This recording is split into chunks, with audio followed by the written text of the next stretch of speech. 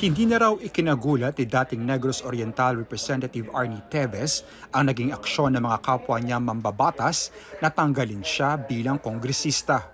He's more saddened than shocked. He expected this, but he's sad not for himself, but because he felt that those who voted for him during the last elections as representative of the 3rd District of Negros Oriental would be deprived of their elected representative in the House of Representatives.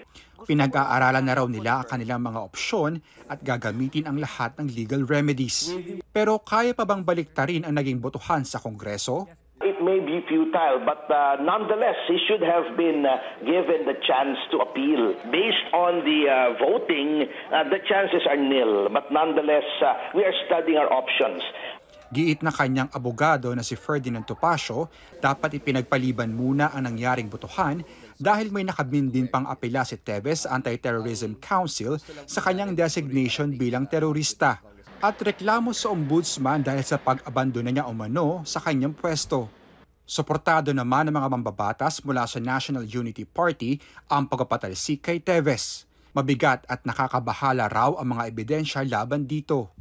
Para naman sa mga kongresista mula sa PDP laban, ang pagkatalaga kay Teves bilang terorista ay insulto sa karangalan ng Kamara.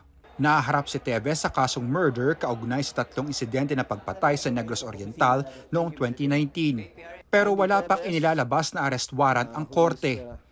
May hiwalay na reklamong murder din laban sa kanya, kaugnay naman ang pagpaslang kay dating Negros Oriental Governor Ruel Digamo at 9 na iba pa. Natanong din si Topacio kung hindi pa ba uuwi si Teves sa bansa para harapin ang kanyang mga kaso.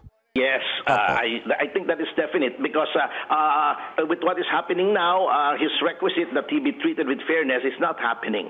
Ayon kay Justice Secretary Boying Rimulya, hihilingin nila na mailipat ang mga kaso ni Teves sa Maynila. Anjo Alimario, CNN Philippines.